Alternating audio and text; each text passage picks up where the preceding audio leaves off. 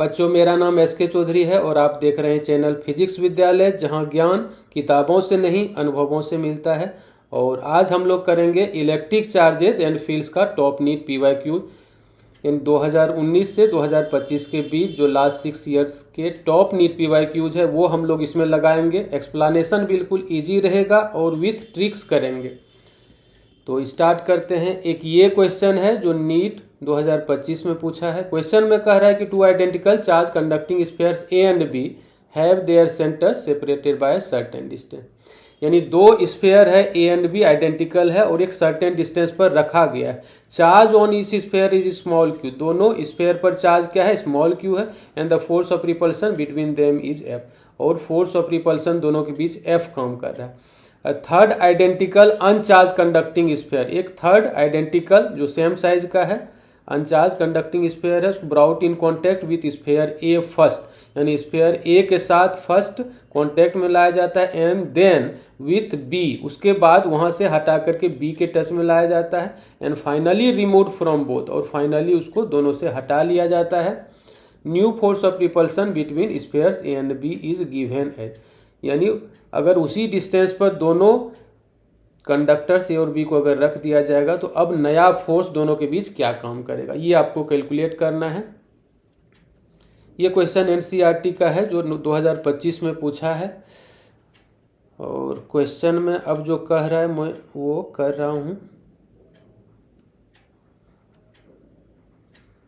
दो identical spheres है ए और बी, दोनों के सेंटर के बीच एक सर्टेन डिस्टेंस मान लो आर, दोनों पर चार्ज स्मॉल क्यू दिया गया है और इसके बीच जो फोर्स काम कर रहा है वो फोर्स हो जाएगा F इक्वल्स टू के, दोनों चार्ज का product Q into q square by r square. यानी F फोर्स काम कर रहा है और F के टर्म में ही आपको ऑप्शन चाहिए। इसके बाद मैं एक पेज ले रहा हूँ बेटा, फिर उसके बाद हम लोग करते हैं। अब जो क्वेश्चन में कह रहा था कि दो आइडेंटिकल स्फीयर ए और बी है, इस पर स्मॉल क्यू चार्ज था, इस पर भी स्मॉल क्यू चार्ज था। इसके टच में एक अनचार्ज आइडेंटिकल कंडक्टिंग स्फीयर लाया जाता है, इस पर कोई चार्ज नहीं है अभी। अब दोनों पर चार्ज डेवलप्ड हो जाएगा, जो एक आइडेंटिकल चार्ज होगा दोनों का, क्योंकि दोनों आइडेंटिकल साइज का है। वो चार्ज जो हो जाएगा वो होगा Q प्लस 0/2। यानी ये चार्ज प्लस ये charge divided by 2 equally developed हो जाएगा और ये वैल्यू आएगा Q/2। यानी Q/2 चार्ज इस पर भी होगा, इस पर भी होगा। एक फाइनल फिगर मैं यहाँ ले रहा हूँ, जो फाइनल फोर्स जहाँ से निकलेगा, एक A है एक B है और दोनों को उसी डिस्टेंस पर रखा गया है, R डिस्टेंस पर।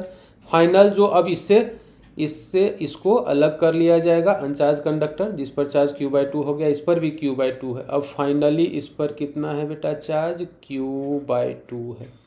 यहाँ से इसको हटा लिया जाता है, हटा करके इसके टच में लाया जाता है, तो इस पर तो Q/2 चार्ज है, Q/2। अब जो दोनों को टच में लाएंगे तो दोनों पर इक्वल चार्ज डेवलप्ड हो जाएगा। वो चार्ज हो जाएगा Q प्लस Q/2/2, ये हो जाएगा।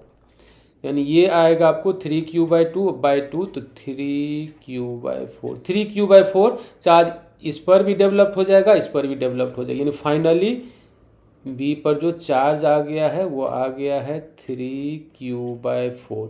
और अब फोर्स ऑफ रिपल्सन चाहिए। फोर्स ऑफ रिपल्सन आप मान लो F डैश और ये Q, दोनों चार्ज का प्रोडक्ट Q/2 इंटू 3Q/4/r²। यहाँ पे देखो 3/8 और KQ²/r², ये मिल रहा है 3/8। KQ²/r² को आप क्या लिखोगे? F लिखोगे। क्वेश्चन एक ये क्वेश्चन है जो नीट 2023 में पूछा है।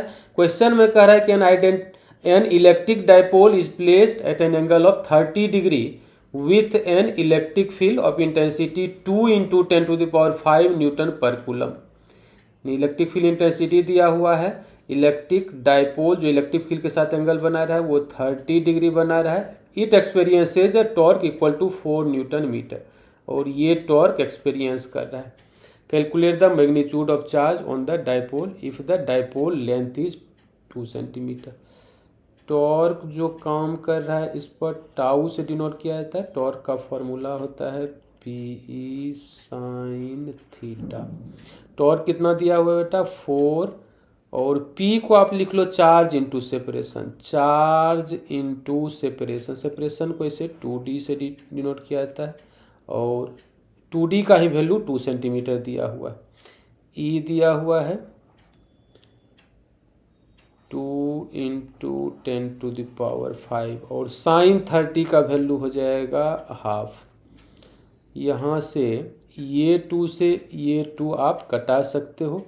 आपको चाहिए स्मॉल q, तो जो मिलेगा 4 इक्वल्स टू स्मॉल q चाहिए। सेपरेशन 2 सेंटीमीटर है तो आप इसको लिख सकते हो 2/100 मीटर में इंटू 10⁵। तो इससे आप इसको कटाओगे तो 10⁻³ बचेगा। स्मॉल इससे आप कटा दो इसको 2 जा 4, small q is equal to आ जाएगा 2 डिवाइडेड बाय 10⁻³ तो इसको आप लिख सकते हो, ऊपर ये लिखा जाएगा 10⁻³ इतना कूलम 2, और इसको मिली लिखा जाएगा 10⁻³ मिली कूलम, यानी ऑप्शन बी इसका करेक्ट होगा। उसके बाद नेक्स्ट क्वेश्चन देखते हैं। एक ये क्वेश्चन है जो नीट 2022 में पूछा है। 2 point charges -qn + q are placed at a distance l as shown in figure. The magnitude of electric field intensity at a distance r much greater than l, यानी सेपरेशन से जो distance है r वो काफ़ी बड़ा है, very जाहिर। यानी इलेक्ट्रिक ये एक्सियल लाइन पर हुआ, एक्सिस पर पॉइंट है, और जहाँ पर इलेक्ट्रिक फील्ड इंटेंसिटी के बारे में कह रहा है कि कौन सा ऑप्शन करेक्ट होगा। तो इलेक्ट्रिक फील्ड इंटेंसिटी जो एक्सियल लाइन पर होता है E equals to 2kp/r³, r है डिस्टेंस r³, यानी इलेक्ट्रिक फील्ड इंटेंसिटी किसके प्रोपोर्शनल हो जाएगा तो 1/r³ के। E यहाँ से आप बोल सकते हो E प्रोपोर्शनल टू 1/r³, यानी ऑप्शन बी इसका करेक्ट होगा। ये बी है आपका, ये बी है, ऑप्शन बी इसका करेक्ट होगा। उसके बाद एक ये क्वेश्चन है जो नीट 2019 में पूछा है, थ्योरेटिकल टाइप का क्वेश्चन है। क्वेश्चन में कह रहा है कि a hollow metal sphere of radius R is uniformly charge. एक हॉलो स्फेयर है जो यूनिफॉर्मली चार्ज्ड है, एक हॉलो स्फेयर है जो यूनिफॉर्मली चार्ज्ड, इसके सरफेस पर चार्ज रहता है। The electric field due to the sphere at a distance R from the centre. Centre से इलेक्ट्रिक फील्ड का वैल्यू बताना है, कौन सा ऑप्शन करेक्ट होगा। तो ये हम लोग पढ़े कि हॉलो चार्ज स्फेयर में जो अंदर होता है वो फील्ड, अंदर फील्ड 0 होता है। तो 0 वाला ऑप्शन 2 है, सी और डी, यानी r less than capital R, यानी डिस्टेंस अगर रेडियस से छोटा होगा, यानी इनसाइड पॉइंट, रेडियस हो गया कैपिटल R और कैपिटल R से छोटा डिस्टेंस यानी inside. Inside electric field intensity 0 है, तो 0 वाला ये दोनों ऑप्शन है। उसके बाद और बाहर आउटसाइड देखेंगे तो इंटेंसिटी का फॉर्मूला होता है KQ/R², यानी बाहर वाले पॉइंट पर। बाहर वाले पॉइंट पर क्या होता है बेटा, मान लो यहाँ पर पॉइंट है P, तो यहाँ पर इंटेंसिटी होता है KQ/डिस्टेंस का स्क्वायर। तो R का वैल्यू बढ़ेगा तो इंटेंसिटी डिक्रीज करेगा, यानी ये ऑप्शन सी में दिया हुआ decreases air R increases for R greater than R, small r greater than capital R, यानी बाहर वाले पॉइंट पर इंटेंसिटी का वैल्यू घटने लगता है, यानी ऑप्शन सी इसका करेक्ट होगा। इनसाइड फील्ड 0 होगा और आउटसाइड क्या होगा, डिस्टेंस बढ़ने से इलेक्ट्रिक फील्ड इंटेंसिटी का वैल्यू डिक्रीज करेगा, यानी ऑप्शन सी इसका करेक्ट होगा। उसके बाद एक ये क्वेश्चन है जो नीट 2019 में ये भी पूछा है, two parallel infinite line charges with linear charge densities plus lambda coulomb per metre and minus lambda coulomb per metre are placed at a distance of 2r in free space. What is the electric field midway between the two line charges. दो line charge है, infinite length का दोनों line charge है इस तरीके से, और mid में यानी 2r डिस्टेंस है तो r डिस्टेंस पर, इससे भी r डिस्टेंस पर, इससे भी r डिस्टेंस पर, यहाँ P पॉइंट पर इलेक्ट्रिक फील्ड इंटेंसिटी कैलकुलेट करना है. इसका लीनियर चार्ज डेंसिटी है प्लस लेमडा, इसका है माइनस लेमडा. यहाँ पर जो इलेक्ट्रिक फील्ड इंटेंसिटी होगा, जहाँ इलेक्ट्रिक फील्ड इंटेंसिटी कैलकुलेट करना है वहाँ +1 कूलम चार्ज अज्यूम कर लेंगे. ये क्या करेगा, इस चार्ज को रिपेल करेगा, इसके वजह से इंटेंसिटी इधर होगा. ये निगेटिव चार्ज है तो यूनिट पॉजिटिव चार्ज को अट्रैक्ट करेगा, तो इसके वजह से भी इंटेंसिटी इधर. मैग्नीट्यूड सेम होगा क्योंकि मिड में पॉइंट. E1 इसको मान लो, इसको E2 मान लो, लेकिन E1 E2 का मैग्नीट्यूड क्या होगा बेटा, सेम होगा. E1 इक्वल्स टू E2 और नेट इंटेंसिटी दोनों का सम हो जाएगा. नेट इंटेंसिटी तो इनसाइड मिलेगा, वो हो जाएगा दोनों का सम, यानी E1 प्लस E2, और दोनों सेम है तो आप लिख सकते हो 2E1. E1 का बस फॉर्मूला लिख देना.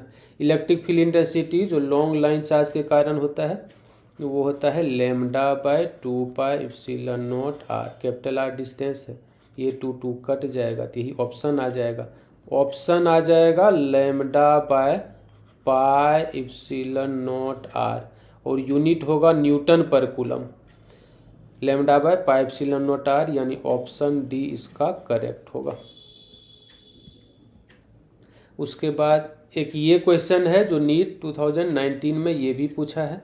क्वेश्चन में कह रहा है कि 2 point charges A and B having charges +q and -q respectively are place at certain distance apart and force acting between them is F. 2 point charge है, एक 2 पॉइंट चार्ज है, और दोनों, एक पर चार्ज है +q, एक पर चार्ज है +q और दूसरे पर है -q. सर्टेन डिस्टेंस पर इसको रखा गया है, मान लो कि r डिस्टेंस पर रखा गया है, और अभी फोर्स काम कर रहा है F. F is equal to हो जाएगा K, दोनों चार्ज का प्रोडक्ट यानी Q²/r². ये फोर्स अभी काम कर रहा है. और अब कह रहा है कि 25% charge of A is transfer to B, यानी A का 25% B को ट्रांसफर कर दिया जाता है, then force between the charges become. अब फोर्स क्या हो जाएगा, यानी इसका 25% जब इसको दे दिया जाएगा तो इसमें 25% कम हो जाएगा.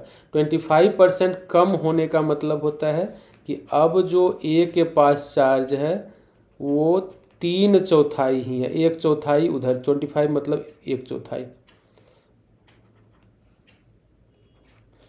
यानी इस पर जो अब चार्ज है वो 3q/4 ही है. और इस पर जब आएगा तो -q प्लस इसमें ऐड हो जाएगा +q/4, तो -q प्लस q/4 ये हो जाएगा -3q/4. ये चार्ज इस पर आ जाएगा. कंजर्वेशन ऑफ चार्ज से दोनों चार्ज का सम शुरू में भी 0 और बाद में भी 0. इससे 25% इसमें कम हो गया, तो अब 3q है तो q - q/4 यानी 3q/4. इसमें ऐड हो गया तो -q प्लस q/4 -3q/4. अब फोर्स पूछ रहा है, r डिस्टेंस पर इसको रखा गया है. अब फोर्स पूछ रहा है कि दोनों के बीच अब फोर्स क्या काम करेगा. तो अब जो फोर्स काम करेगा F' मान लो उस फोर्स को, तो ये हो जाएगा कि दोनों चार्ज का product 3q/4 into 3q/4 distance का स्क्वायर. तो कितना टाइम्स फोर्स चेंज होगा, तो 3 इंटू 3 9/16. अब जो मिलेगा F' जो आपको मिल रहा है 9/16 और KQ²/R², ये उसको आप F लिख सकते हो। तो 9F/16 ये आ जाएगा फोर्स, न्यू फोर्स, यानी ऑप्शन सी इसका करेक्ट होगा। तो इस तरीके से हम लोग करेंगे क्वेश्चन को, और आज वीडियो यहीं एंड करता हूँ। Thank you for watching.